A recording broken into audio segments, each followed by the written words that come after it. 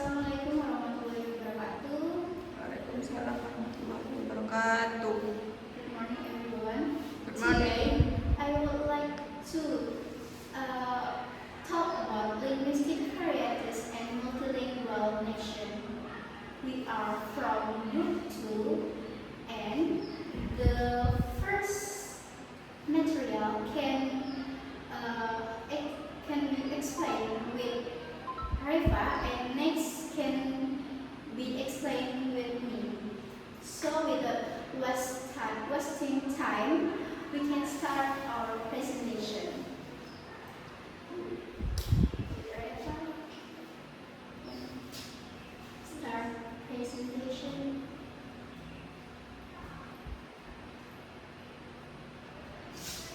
Alright, introduction.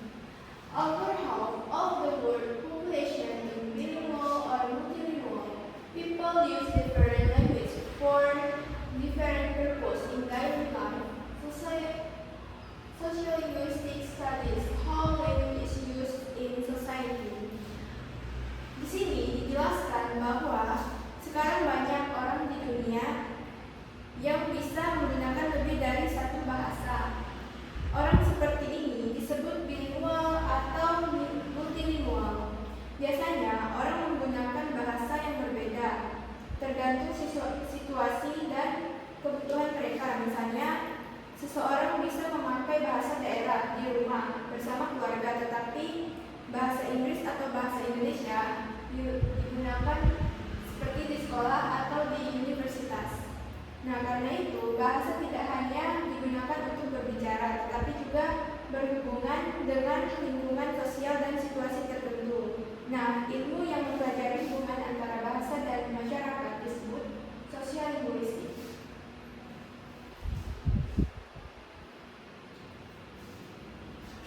The second example, Mr. Metal use different language is different situation. Kathiawari at home and Marathi in the market, Hindustani for reader communication, show how language depends on situation and function. Nah, di sini contoh dari Mr. Patel menunjukkan bagaimana satu orang bisa menggunakan banyak bahasa dalam kehidupan sehari-hari. Saat di rumah bersama keluarga, dia menggunakan bahasa Kathiawari. Nah, dia menggunakan ketika pergi ke Kathiawari, ketika pergi ke pasar dia menggunakan bahasa Marathi dan dia menggunakan bahasa Marathi untuk berkomunikasi dengan penjual dan pembeli lain. Lalu dia menggunakan Hindustani untuk berkomunikasi yang lebih luas dengan banyak orang. Nah, dari contoh ini kita bisa memahami bahwa orang memilih bahasa berdasarkan tempat, situasi, dan lawan bicara. Jika bahasa memiliki fungsi berbeda dalam kehidupan sehari-hari.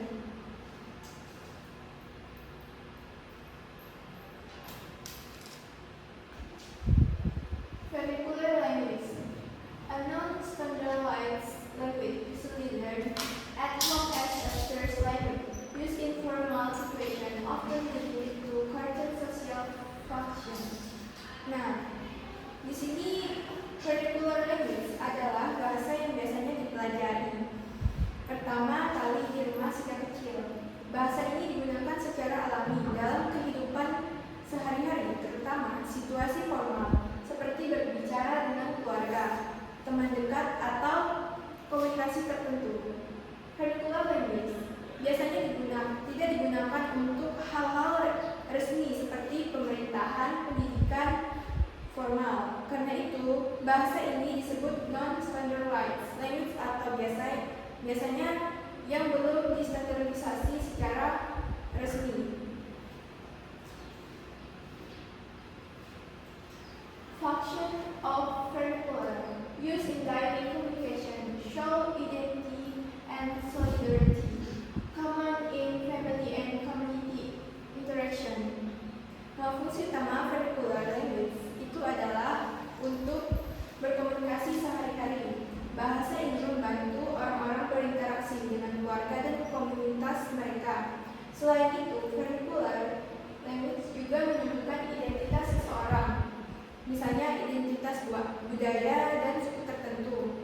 Bahasa ini juga menciptakan rasa solidaritas atau kedekatan antar anggota kelompok, karena orang merasa lebih nyaman dan akrab ketika menggunakan bahasa yang sama.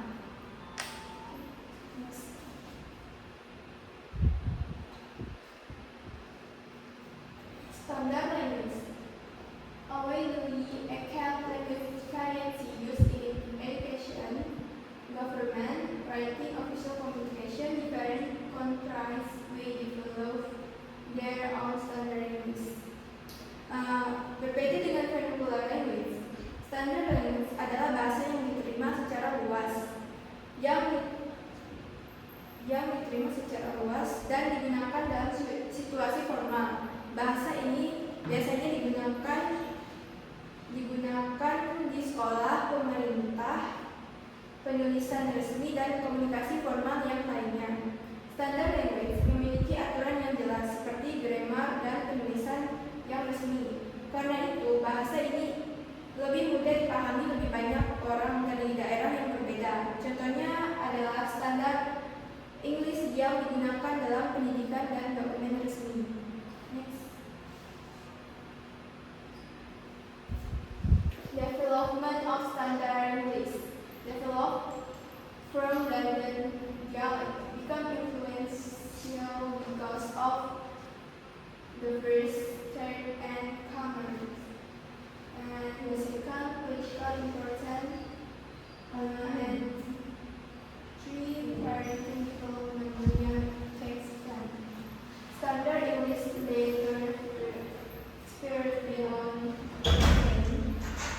Standard English berkembang dari dialek London. Dialek London menjadi penting karena pada masa itu London merupakan pusat perdagangan, politik, dan kegiatan ekonomi di Inggris. Banyak orang datang ke London sehingga yang digunakan di sana menjadi semakin berpengaruh. Selain itu, perkembangan mesin cetak oleh William Caxton juga membantu penyebaran bahasa Inggris standar. Buku dan tulisan yang dicetak menggunakan bentuk bahasa yang sama sehingga masyarakat mulai mengikuti bentuk bahasa tersebut. Lama-kelamaan, standar Inggris menyebar tidak hanya di Inggris tetapi juga negara lain. Okay, next material will explain with me. Word Englishes. English has many varieties around the world. True models divides English into inner circle and native speakers, outer circle, second language user, expanding circle, foreign language user. Example: inner, England, Australia, Canada. Outer, India, Malaysia. Expanding, China, Japan, and Rusia. Nah, di slide ini menjelaskan bahwa bahasa Inggris memiliki banyak variasi di dunia. Menurut Katru, Inggris dibagi menjadi 3 kelompok atau circles. Yang pertama adalah inner circle, yaitu negara yang menggunakan Inggris sebagai bahasa pertama mereka atau bahasa ibu, seperti England, Australia, dan Canada. Yang kedua adalah outer circle, yaitu negara yang menggunakan bahasa Inggris sebagai bahasa kedua karena pengaruh kolonial atau sejarah seperti di India dan Malaysia. Inggris digunakan dalam pendidikan atau pemerintahan di negara-negara ini. Yang ketiga adalah expanding circle, yaitu negara yang mempelajari bahasa Inggris sebagai bahasa asing. Inggris dipelajari untuk komunikasi internasional, pendidikan, atau pekerjaan. Contohnya di China, Jepang, dan Rusia. Nah, dari model ini kita bisa memahami bahwa penggunaan bahasa Inggris itu berbeda-beda di setiap negara. Selanjutnya, lingua franca.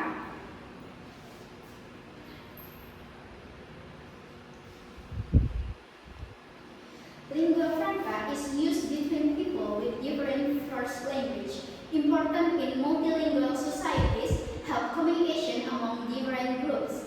Example, Tucano language in the Amazon area, many tribes in the Amazon speak different language. Tucano is used for weather communication. Colombian and Brazilian groups use different language, so a lingua franca is necessary. Language helps social interaction between communities. Nah, lingua franca di sini adalah bahasa yang digunakan oleh orang-orang yang memiliki bahasa pertama yang berbeda agar mereka bisa berkomunikasi. Bahasa ini sangat penting dalam masyarakat multibahasa karena membantu komunikasi antar kelompok yang berbeda. Contohnya di wilayah Amazon, banyak suku menggunakan bahasa yang berbeda. Karena itu mereka membutuhkan satu bahasa bersama, yaitu Tucano, untuk berkomunikasi dengan kelompok lain. Jadi, fungsi utama lingua franca di sini adalah mempermudah interaksi sosial.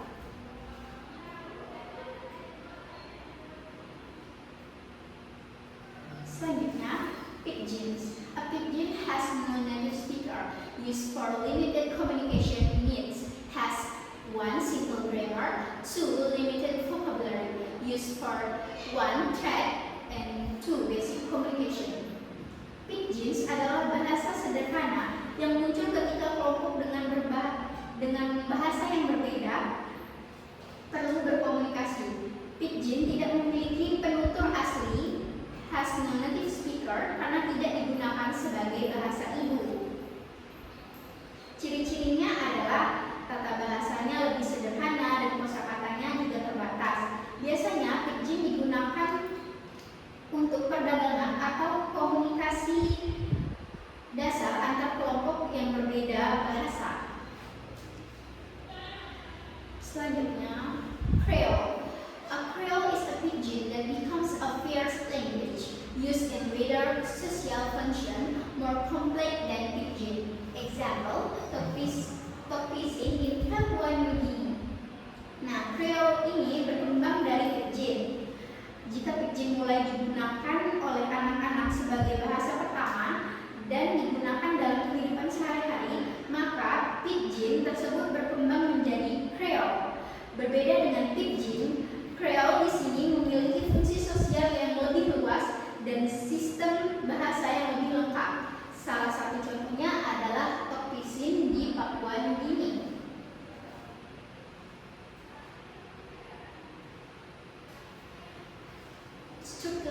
Structural features of Creole. Nah, di sini ada contoh Australian Roper River Creole. Studi ini menunjukkan bahwa bahasa Creole memiliki tata bahasa yang lebih lengkap dibandingkan pidgin. Kita bisa melihat adanya bentuk untuk menyatakan waktu yang berbeda seperti present tense, past tense, present continuous, and past continuous.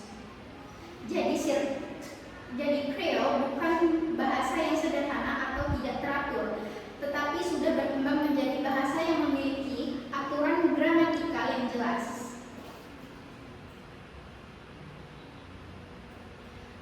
Selanjutnya, Tokpisin development. Di sini kita bisa melihat contoh dari Tokpisin development, berbeda di setiap stage-nya. Pada slide ini terlihat beberapa bentuk yang berbeda tetapi memiliki arti yang sama, yaitu you will go. Ini menunjukkan bahwa seiring perkembangan bahasa, bentuk-bentuk yang panjang dapat menjadi lebih pendek, lebih sederhana dan lebih efisien tanpa mengubah maknanya, yang tadinya dari by go menjadi you will go.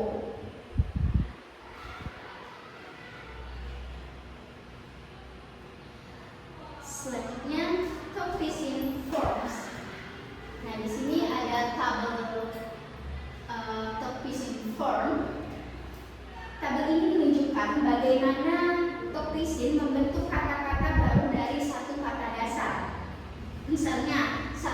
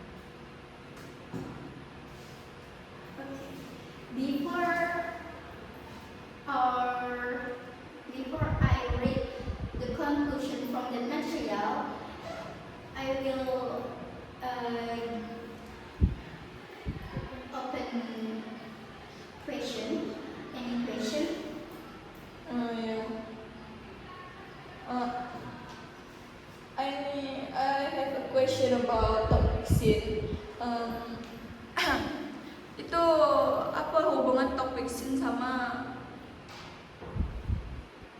materinya itu? Topik sin itu boleh dijelaskan topik sin itu apa? Hubungannya sama kayak gimana gitu sama language. Hubungan sin dan language.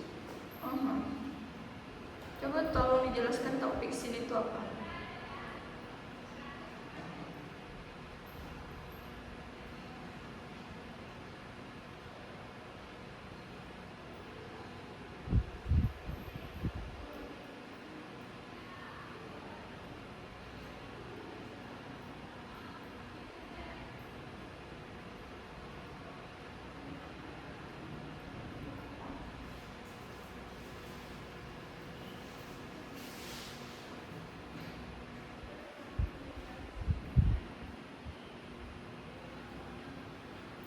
Nah, jadi hubungan topik sin dengan language atau bahasa dalam materi ini hubungannya adalah topik sin adalah contoh dari bahasa Creole seperti language, kemudian pidgin, kemudian Creole. Awalnya orang-orang yang berbeda bahasa membutuhkan cara berkomunikasi. Mereka menciptakan pidgin yaitu bahasa sederhana dengan kosakata dan tata bahasa terbatas.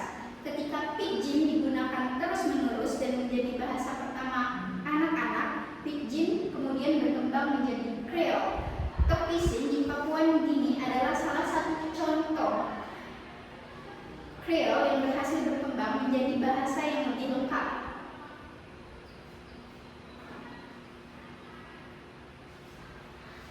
Oke, thank you.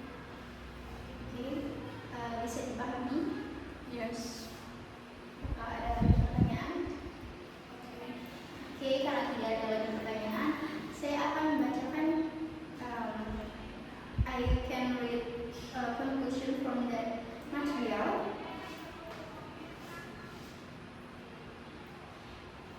Many people in the world are multilingual. Language use depends on social situation and function.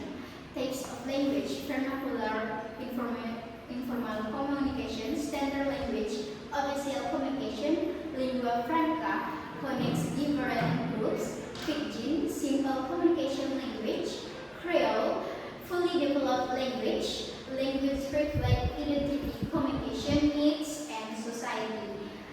Sebagai kesimpulan, banyak orang di dunia ini menggunakan lebih dari satu bahasa dalam kehidupan sehari-hari.